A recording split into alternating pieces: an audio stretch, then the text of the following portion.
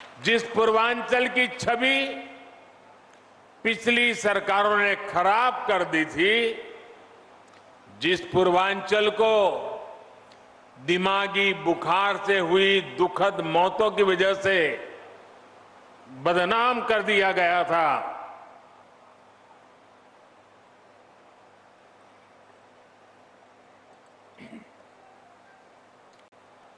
वही पूर्वांचल, वही उत्तर प्रदेश पूर्वी भारत को सेहत का नया उजाला देने वाला है। साथियों, यूपी के भाई बहन भूल नहीं सकते कि कैसे योगी जी ने संसद में यूपी की बदहाल मेडिकल व्यवस्था की व्यथा सुनाई थी। योगी जी तब मुख्यमंत्री नहीं थे, वे एक सांसद थे और बहुत छोटी आयु के वो सांसद बने थे। और अब आज यूपी के लोग ये भी देख रहे हैं कि जब योगी जी को जनता जनार्दन ने सेवा का मौका दिया तो कैसे उन्होंने दिमागी बुखार को बढ़ने से रोक दिया। इस क्षेत्र के हजारों बच्चों का जीवन बचा लिया। सरकार जब संवेदनशील हो, गरीब का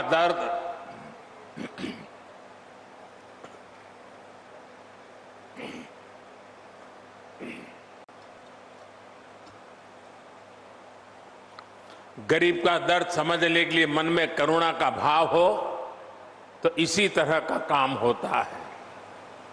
भाइयों और बहनों, हमारे देश में आजादी के पहले और उसके बाद भी मूलभूत चिकित्सा और स्वास्थ्य सुविधाओं को कभी प्राथमिकता नहीं दी गई। अच्छा इलाज चाहिए तो बड़े शहर जाना होगा, अच्छे डॉक्टर से इलाज कराना है तो बड़े शहर जाना होगा, रात बिरात किसी की तबीयत खराब हो गई तो गाड़ी का इंतजाम करो और लेकर भागो शहर की तरफ। हमारे गांव देहात की यही सच्चाई रही है। गांवों के कस्बों में जिला मुख्यालय तक में बेहतर स्वास्थ्य सुविधाएं मुश्किल से ही मिलती थी। इस कष्ट को मैंने भी भोगा है, महसूस किया है। देश के गरीब, दलित, शोषित, वंचित, देश के किसान, गांवों के लोग, छोटे छोटे बच्चों को सीने से लगाए इधर उधर दौड़ रही माताएं, हमारे बुजुर्ग जब स्वास्थ्य की बुनियादी सुविधाओं के लिए सरकार की तरफ देखते थे तो उन्हें निराशा ही हाथ लगती थी। इसी निराशा को मेरे गरीब भाई बहनों ने अपनी नीति मान लिया था। जब 2014 में आपने मुझे देश की सेवा का अवसर दिया, तब पहले की स्थिति को बदलने के लिए हमारी सरकार ने दिन रात एक कर दिए। जनमानस के कष्ट को समझते हुए, सामान्य मानवी की पीड़ा को समझते हुए, उसके दुख दर्द को साझा करने में हम भागीदार बने।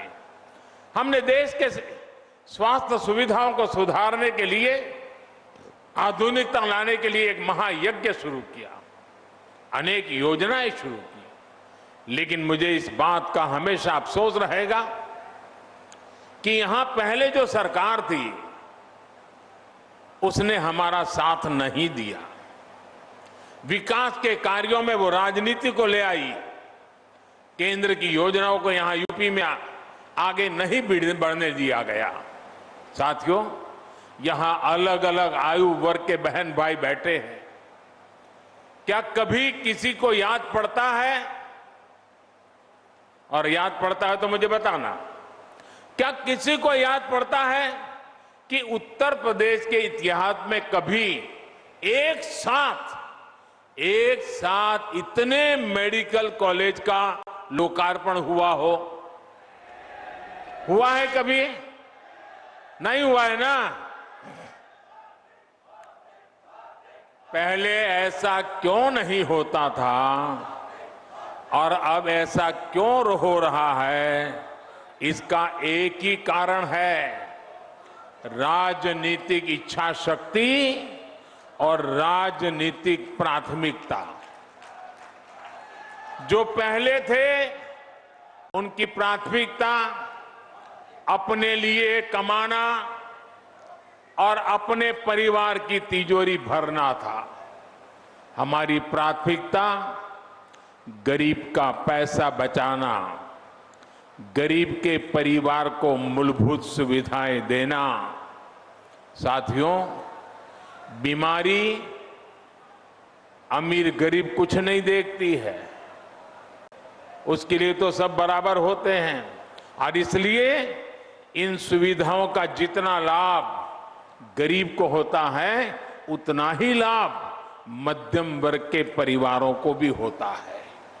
साथियों, 7 साल पहले जो दिल्ली में सरकार थी और 4 साल पहले जो यहां यूपी में सरकार थी, वो पूर्वांचल में क्या करते थे?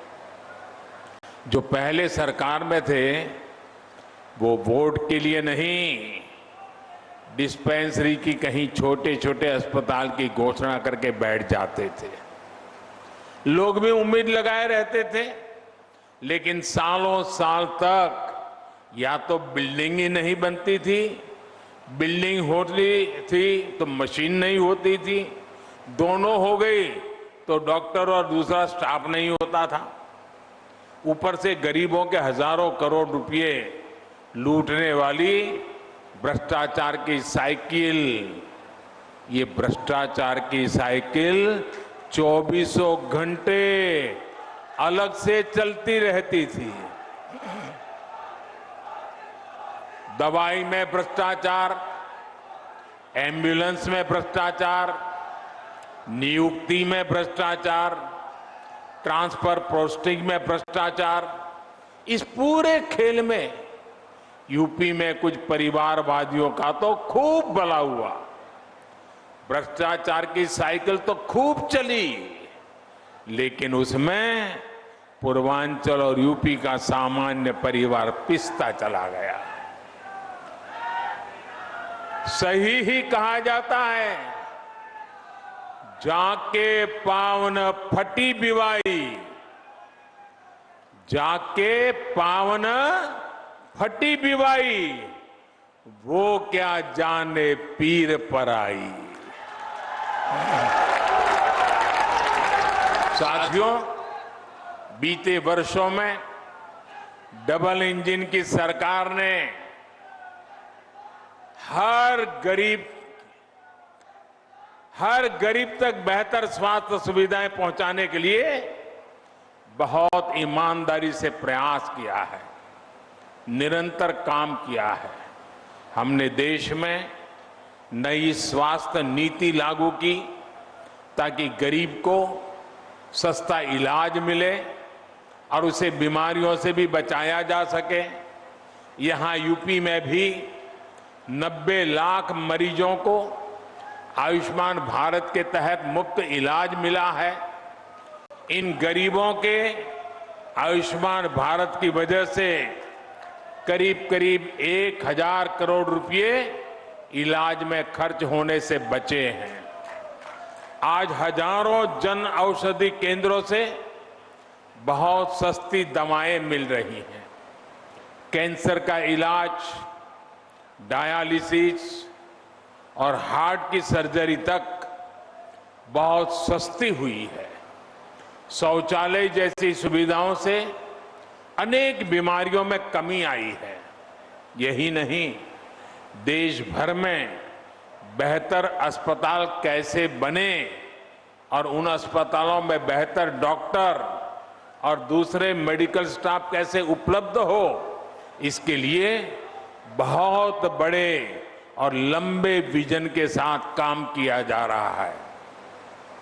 अब अस्पतालों का, मेडिकल कॉलेजों का भूमि पूजन भी होता है और उनका तय समय पर लोकार्पण भी होता है।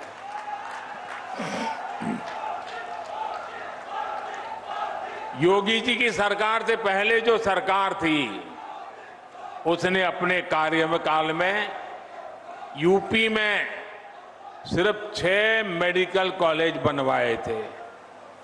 योगी जी के कार्यकाल में 16 मेडिकल शुरू हो चुके हैं और 30 नए मेडिकल कॉलेजों पर तेजी से काम चल रहा है। रायबरेली और गोरखपुर में बन रहे एम्स तो यूपी के लिए एक प्रकार से बोनस है।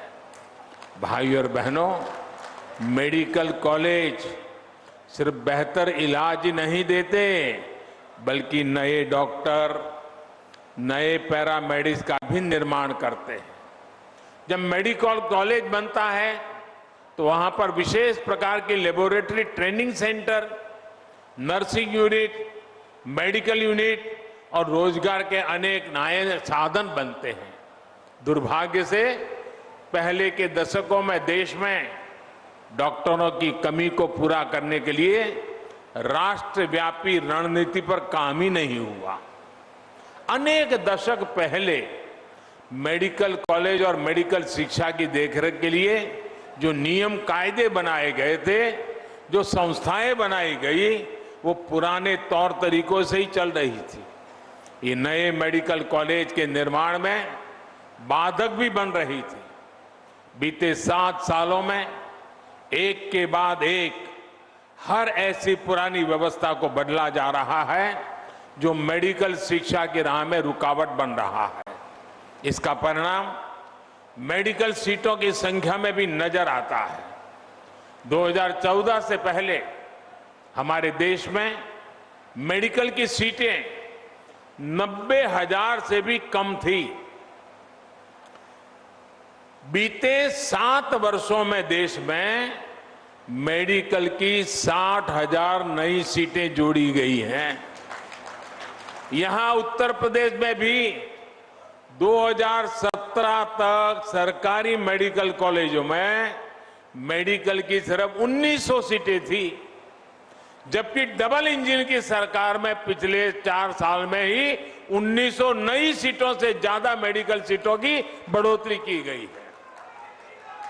साथियों, मेडिकल कॉलेजों की संख्या बढ़ने का, मेडिकल सीटों की संख्या बढ़ने का एक महत्वपूर्ण पहलू ये भी है कि यहां के ज्यादा से ज्यादा युवा डॉक्टर बनेंगे।